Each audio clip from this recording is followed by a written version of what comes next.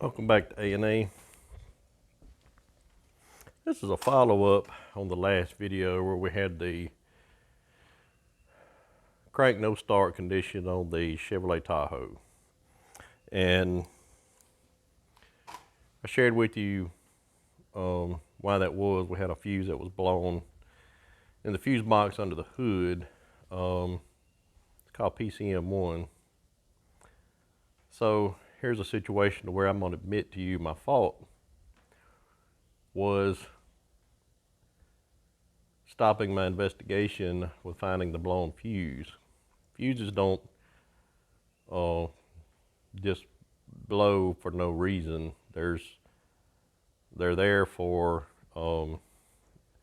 as a protection for your equipment against overloads, shorts.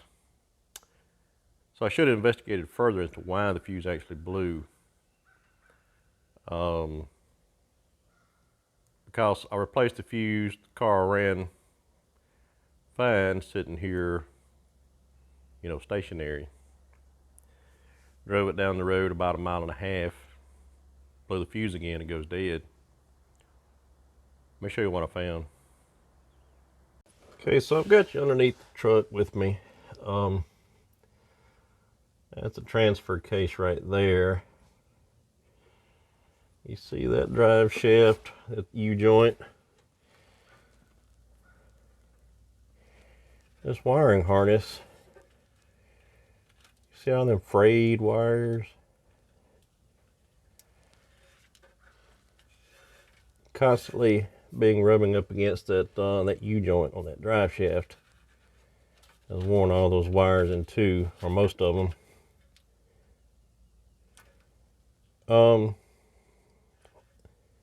So the last time it went dead, I kept replacing the fuse, and as soon as I would turn the key, it would blow the fuse immediately.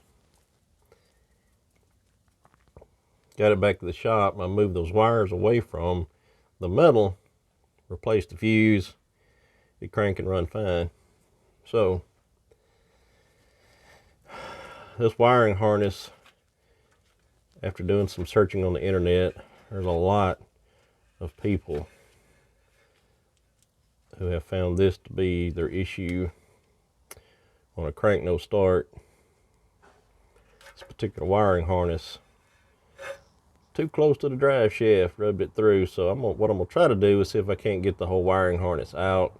It's not too long. If it's one of those really long ones that just keeps going forever, probably just gonna try to do my best to splice those wires.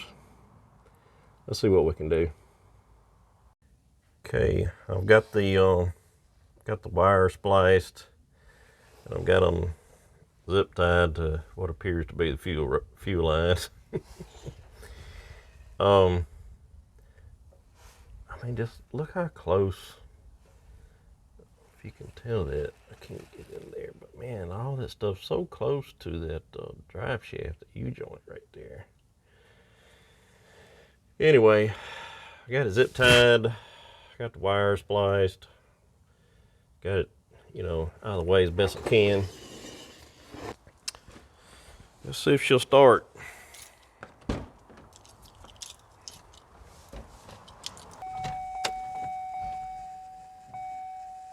Looking good so far. She started.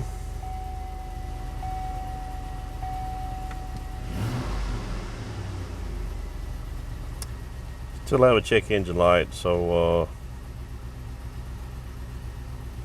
let's plug the code reader in and see what we get. Okay, my cheap little code reader wouldn't pull the code. So I went down to the O'Reilly's. It is a P0449. This has to do with the evaporative canister, with the vent valve and the solenoid. So that's going to be beyond the scope of this video. So we may do that next time. But anyway, we fixed the main issue was a crank no start, because the wiring harness, apparently by design, lays too close to that drive shaft and gets rubbed in two, then you have a problem. Appreciate y'all watching. If you haven't subscribed, please do so. Give us a thumbs up if you enjoyed the video, and hit the notification bell so you can see when we post new videos. Y'all have a good day, but remember, please be kind to one another.